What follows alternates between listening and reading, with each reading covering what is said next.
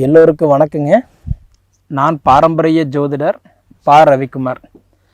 இப்போ பார்த்தீங்கன்னா பிப்ரவரி மாதத்துக்கு உண்டான மாத பலன்களை பற்றி தான் இந்த காணொலியில் பார்த்துட்ருக்குறோம். இப்போ ரிஷப ராசிக்கும் துலாம் ராசிக்கும் இந்த ரெண்டு வீட்டுக்கும் அதிபதி அப்படின்னு எடுத்துக்கிட்டிங்க அப்படின்னா சுக்கிர பகவான். சுக்கிர பகவான் யார் அப்படின்னு பார்த்தீங்கன்னா திடீர் அதிர்ஷ்டத்தை காரகன் யார் அப்படின்னா சுக்கிர பகவான் மட்டும்தான். பழமொழி சொல்லுவாங்க, உனக்கு என்னப்பா சுக்கிரன் தசை அடிச்சிருச்சு அப்படின்னு சொல்லுவாங்க. அதுபோல் இன்றைக்கி சுக்கிரனுடைய ஆதிக்கத்தில் பிறந்தவங்க தான் இந்த ரிஷப ராசி. இப்போ பொதுவாக உங்கள் ராசிக்கு அதிபதி சுக்கிர பகவான் பார்த்தீங்கன்னா இன்றைக்கி இந்த பிப்ரவரி மாதத்தில் பார்த்தீங்கன்னா மீன ராசியில் போயிட்டு உச்சம் அடைஞ்சு உக்காந்துருக்கிறார். இது நிறைய பேருக்கு இது தெரியுமோ தெரியாதோ தெரியல, தெரிஞ்சுக்கோங்க.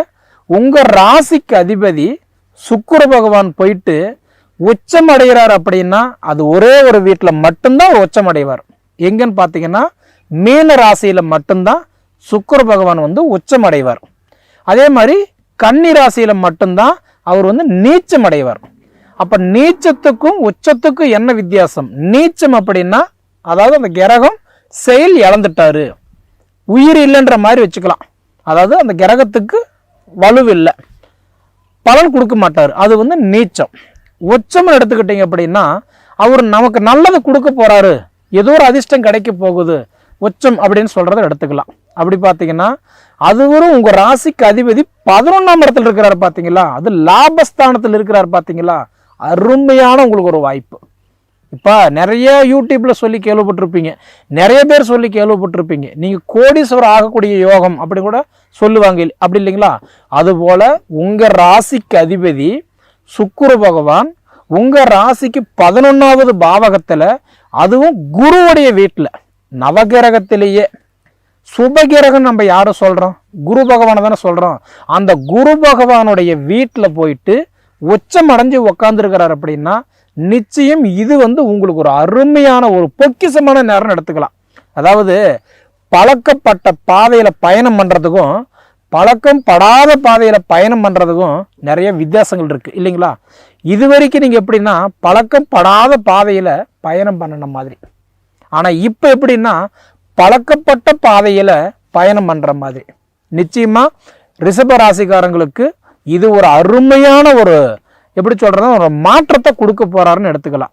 100% ரிஷப ராசிக்காரங்களுக்கு இந்த உடைய பிப்ரவரி மாதம் பார்த்தீங்கன்னா அப்படின்னா அதாவது ஒவ்வொருத்தருக்கும் ஒவ்வொரு கனவு இருக்கும். இப்போ ஒரு கல்யாணம் ஆகிற வயசில் இருக்கிறாங்கன்னா அவங்க என்ன நினைப்பாங்க? கல்யாணம் எப்போ ஆகும் அப்படின்னு எதிர்பார்ப்பாங்க. அதே குழந்தை பாக்கியம் இல்லாதவங்க என்ன நினைப்பாங்க? எங்களுக்கு எப்போ குழந்தை பாக்கியம் பிறக்கும். இது ரெண்டும் இருந்து வளர்ச்சி இல்லாதவங்க என்ன நினைப்பாங்க?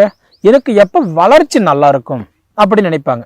இதே படிக்கிற வயசில் இருக்கிறவங்க நினைப்பாங்க, எனக்கு எப்போ படிப்பு நல்லா இருக்கும், நான் என்ன ரேங்க் வாங்குவேன், அதாவது school first, college first, state first நான் வருவேனா அப்படின்றத நினைப்பாங்க. இது போல் ஒவ்வொருத்தருக்கும் ஒவ்வொரு ஆசை உண்டு, ஒவ்வொரு கற்பனை உண்டு இல்லைங்களா? அதுபோல் இந்த ரிஷப ராசியில் பிறந்தவங்களுக்கு நீங்கள் என்ன நினைக்கிறீங்க, அதாவது இப்போ நீங்கள் என்ன ஏஜில் இருக்கிறீங்க, நீங்கள் என்ன எதிர்பார்க்குறீங்க, அந்த எதிர்பார்ப்பு நிறைவேறக்கூடிய ஒரு டைம் தான் இந்த உடைய பிப்ரவரி மாதம். காரணம் என்னன்னா இப்போ சுக்கிர பகவான் அதாவது லாபஸ்தானத்தில், ஏன்னா 12 கட்டத்தில் பார்த்தீங்கன்னா ஒவ்வொரு கட்டத்துக்கும் ஒவ்வொரு ஸ்தானம் உண்டு. தனஸ்தானம், சகோதரஸ்தானம், குடும்பஸ்தானம் இப்படின்றது ஒவ்வொரு ஸ்தானம் உண்டு. புத்திரஸ்தானம், திருமணஸ்தானம்ன்றது சொல்லுவாங்க. அப்படி பார்த்தீங்கன்னா 11ஆம் இடம் அப்படின்றது லாபஸ்தானம். ஒருத்தர் மண் வாங்கணும், வீடு கட்டணும், வீடு ஆல்ட்ரேஷன் பண்ணணும், 4 காசு சம்பாரித்து மிச்சப்படுத்தணும், நம்ம 10 பேருக்கு முன்னாடி நம்ம கௌரவமாக வாழணும், 4 காசு வச்சு சொந்த பந்தத்துக்கு முன்னாடி நம்ம நிம்மதியாக வாழணும். இது எல்லாமே ஒரு மனிதனுக்கு நல்லா இருக்கணும்னா மேக்சிமம் 11ஆம் இடம் நல்லா இருக்கணும். அந்த 11ஆம் இடம் தான் லாபஸ்தானம். அந்த லாபஸ்தானத்தில் சுக்கிரன் போய் இப்போ உச்சம் அடைஞ்சு உக்காந்துருக்கிறது நிச்சயமாக சொல்கிறேன், ரிஷப ராசிக்காரங்களுக்கு அருமையான ஒரு யோகத்தை கொடுக்க போகிறாருன்றது மறக்க முடியாத ஒரு உண்மை. சரிங்களா?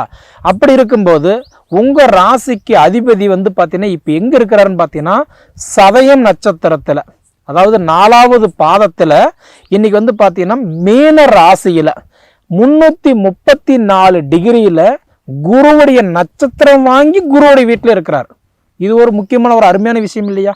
குருவுடைய நட்சத்திரத்தில் குருவுடைய வீட்டில் உச்சமடைஞ்சு உக்காந்துருக்கிறார் அப்படின்னா இதை விட உங்களுக்கு என்ன நல்ல நேரம் வேணும்? இதுபோல உங்க சுய ஜாதகத்துல திசா புத்தி மட்டும் நல்லா இருந்துட்டாருன்னு வச்சுக்கோங்களேன், நிச்சயமா சொல்றேன், ஆண்டி கூட அரசனாகக்கூடிய யோகம் இது. சரிங்களா? அதே மாதிரி இப்போ உங்களுடைய ராசிக்கு வந்து பார்த்துட்டேன்னு வச்சுக்கோங்களேன், பொதுவா நட்சத்திரம் கொடுத்தவர்கள் வந்து நம்ம யார் சொல்றோம்? 3 நட்சத்திரங்கள் கொடுத்தவர்கள் சொல்றோம். ஏன்னா 3 நட்சத்திரங்கள் 9 பாதங்கள் சேர்ந்ததை தான் ஒரு ராசி இல்லைங்களா? அப்படி பார்த்தீங்கன்னா உங்களுக்கு முதல்ல நட்சத்திரம் கொடுத்தவர் யாருன்னா சூரிய பகவான். உங்களுக்கு வந்து 4வது பாவகத்துக்கு அதிபதி, சிம்ம ராசிக்கு அதிபதி சூரிய பகவான். அப்போ 4ஆம் இடம்னா நம்ம என்ன சொல்றோம்? சுகஸ்தானத்துக்கு அதிபதி. அந்த சுகஸ்தானத்துக்கு அதிபதி போய் எங்க உட்கார்ந்துருக்கிறாருன்னா 9ஆம் இடத்துல சனியுடைய வீட்டில் மகர ராசியில இன்னைக்கு வந்து உங்க 2ஆம் இடம்னு சொல்லக்கூடிய தனஸ்தானம், அதாவது வந்து பார்த்தீங்கன்னா குடும்பஸ்தானம், கல்வி ஸ்தானத்துக்கு அதிபதினு சொல்லக்கூடிய புதனோட போய் சுகஸ்தானத்துக்கு அதிபதி சூரியன். இந்த 2 கிரகங்களும் சூரியனும் புதனும் சேர்ந்து, அதாவது மகர ராசியில சனி யார் அப்படின்னா தொழிலுக்கு அதிபதி. நாம் செய்யற எல்லாருடைய தொழிலுக்கு அதிபதி யாருன்னா சனீஸ்வரன் தான், சனி பகவான் தான். அந்த சனி பகவானுடைய வீட்டில், அதாவது 9வது பாவகத்துல இன்னைக்கு வந்து பாக்கியஸ்தானம் அப்படின்னு சொல்லக்கூடிய ஒரு இடத்துல புதனும், அதாவது தனஸ்தானத்துக்கு அதிபதியும் சுகஸ்தானத்துக்கு அதிபதியும், இந்த 2 அதிபதிகளும் போய் சனி பகவானுடைய வீட்டில் போய், அதாவது பாக்கியஸ்தானத்தில் உட்கார்ந்து இருக்கக்கூடிய ஒரு நிலைமை. இதுவும் விட உங்களுக்கு ஒரு என்ன நல்ல நேரம் வேணும்? பொதுவாக ரிஷப ராசிக்காரங்களுக்கு இப்போ வந்து பார்த்துட்டீங்க அப்படின்னா இன்னைக்கு உட்கார்ந்து இருக்கக்கூடிய இந்த காலகட்டம் சுக்கிர பகவானும் இன்னைக்கு உச்சம் அடைஞ்சிருக்கிறாரு. 2வது இந்த 2 கிரகங்களும் போயிட்டு உங்களுக்கு வந்து பாக்கியஸ்தானத்தில் உட்காந்து நல்ல வலு சேர்த்து கொடுத்துருக்கிறாரு. அடுத்தபடி பார்த்தீங்க அப்படின்னா சந்திரன் உங்களுக்கு 3வது பாவகத்துக்கு அதிபதி.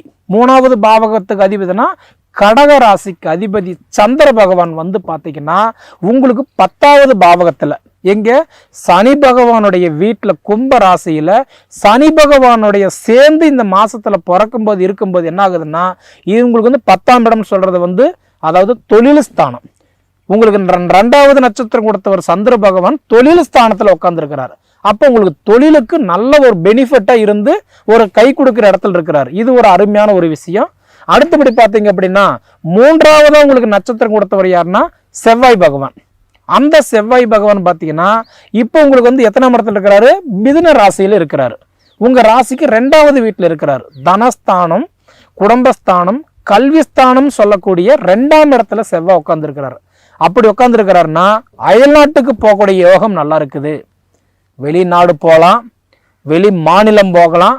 2வது இப்போ வந்து பார்த்தீங்க அப்படின்னா மேல் படிப்புக்கு பணம் கட்டியிருக்கீங்க, முயற்சி எடுக்கிறீங்கன்னா நிச்சயம் இந்தவுடைய வெற்றி உங்களுக்கு கிடைச்சே தீரும். சரிங்களா? அதாவதுன்றது இன்னைக்கு காலகட்டத்தில் பார்த்தீங்க அப்படின்னா ரிஷப ராசிக்காரங்களுக்கு தொட்டதெல்லாமே நஷ்டம், தடை, முடியல, என்னால் வந்து கட்டணம் என்னோட வயசு தான் போகுதை தவிர எனக்கு பலன்களை கொடுக்கலைங்க. கிட்டத்தட்ட இந்தவுடைய அதாவது 2024 ஃபுல்லாகவே என் வாழ்க்கை ஒரு போராட்டமாக போயிடுச்சு. சரிதான், இந்த 25 பிறந்தாவது நான் நல்லா இருப்பேனா அப்படின்னு எதிர்பார்க்கக்கூடிய இந்த ஒரு சூழல் பார்த்தீங்க அப்படின்னா நிச்சயமா ரிஷப ராசியில பிறந்தவங்களுக்கு ஒரு அருமையான ஒரு தொடக்கமான ஒரு மாசமாக இந்த பிப்ரவரி மாதம் அமைய போகுது. இந்த 2025 பார்த்தீங்க அப்படின்னா 3 கிரக பயிற்சி ஆகுது. அதாவது சனி பயிற்சி மார்ச் 29.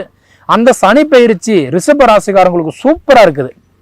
எப்படி சொல்றேன்னா, அடுத்து சனி பகவான் கும்பத்திலிருந்து மீனத்துக்கு வரும்போது சனியுடைய பார்வை 3, 7, 10ஆம் இடத்தை பார்ப்பாரு.